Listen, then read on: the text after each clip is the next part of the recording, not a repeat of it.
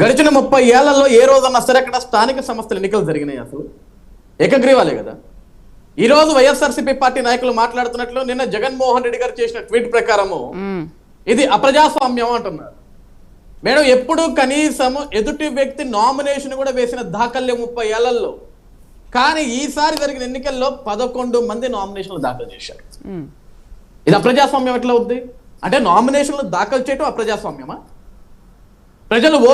ప్రజలు గడప దాటి పోలింగ్ బూత్లకు వచ్చి ఓట్లు వేయటం అప్రజాస్వామ్యమా?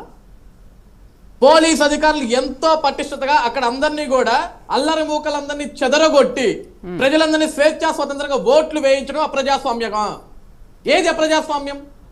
నిన్న నించున్న క్యాండిడేట్ వైఎస్ఆర్సీపీ తరఫున పులివెందులో నించున్న క్యాండిడేట్ ఓటు వేయడానికి ఎవడు పోవద్దన్నాడు నిన్ను? వాళ్ళు ఎంతసేపటికి ఏమన్నారు? మా ఇళ్ళ చుట్టూ 300 మందిని పెట్టారు, 400 మందిని పెట్టారంటే ఒక సిఐ గారు ఆయన దగ్గరికి వెళ్ళి 2 సార్లు నేను తీసుకెళ్తాను ఓటేద్దామంటే నేను రాను. ఎందుకు వెళ్ళలేదు?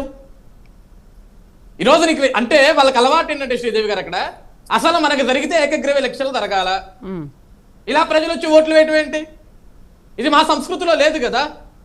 వాళ్ళకి మొదటి నుంచి ఉన్న సంస్కృతి ఏంటి? అసలు ఎక్కడా కూడా క్యాండిడేట్ నించోకూడదు, ఏకగ్రీవాలు కావాలి. ఈరోజు నిజంగా దారుణాలు చేసుంటే, అన్యాయాలు చేసుంటే, అక్రమాలు చేసుంటే కేవలం ఒక సాక్షి మీడియాలో ఎందుకు కనపడతాయి అంతా? సరే, ఈరోజు 2-3 ఛానల్ పెద్ద ఛానల్ అంటారు మేడం. ఈరోజు మేమందరం కూర్చున్న ఛానల్ ప్రైమ్ మెయిన్ ఉంది, ఇంకో ఛానల్ ఉంది, ఇంకొక ఛానల్ ఉంది, ఇంకొక ఛానల్ ఉంది. వీటన్నిటిలో కూడా విజువల్స్ దొరకాలి కదా, వీటన్నిటిలో కూడా దాడులు జరుగుతున్న విషయాలు కనపడాలి కదా.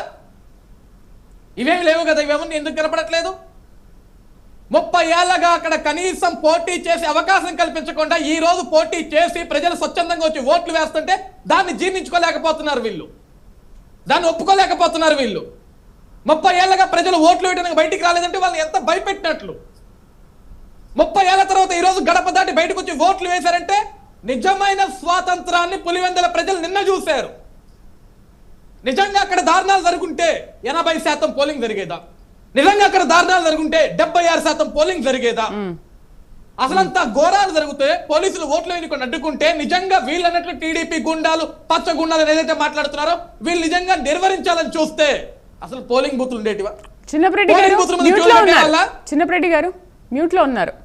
పోలింగ్ బూత్ల ముందు క్యూలు కట్టి నించొని ఓట్లు వేసే వాళ్ళ? ఒక నిమిషం, చిన్నప్రెడ్డి గారు కదా.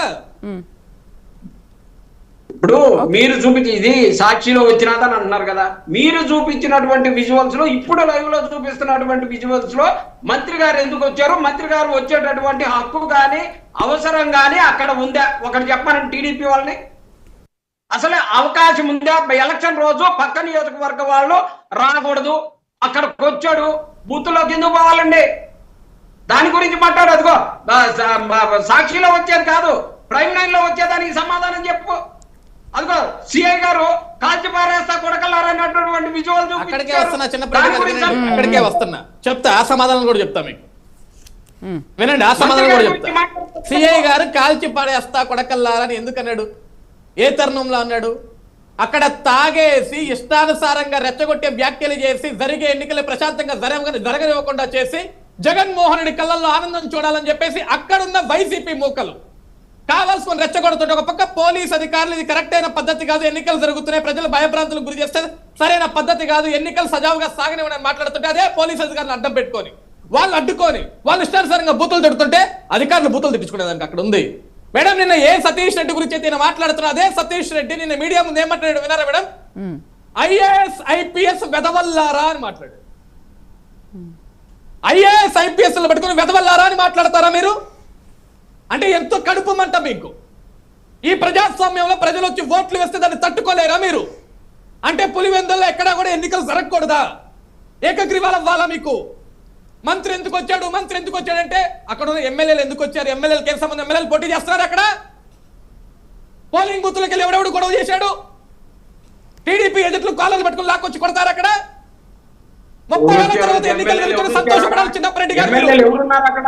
ఈ రోజు ప్రజాస్వామ్యంలో ప్రజలు ఓట్లు వేస్తే తట్టుకోలేకపోతున్నారు. 75 ఏళ్ల స్వాతంత్రం ఓట్లు వేస్తుంటే తీసుకోలేక తట్టుకోలేక కడుపు మంటతోటి మాట్లాడుతున్నారు. ఇంకా సిగ్గు లేకుండా మీరు, ఇది పద్ధత? 30 ఏళ్ళగా ఎందుకు మాట్లాడలేదు? బ్రేక్ తీసుకుందాం. ప్రజలు ఓట్లేసారా లేదా? ప్రజాస్వామ్యం జరిగిందా లేదా? ఆ ప్రజాస్వామ్యం ఎక్కడ జరిగింది? ఇక్కడ అసలు మీ క్యాండిడేట్ ఓటు ఎందుకు వేయడానికి పోలేదు? ఇంట్లో ఎందుకు కూర్చున్నాడు? ఎవడు కూర్చోమన్నాడు?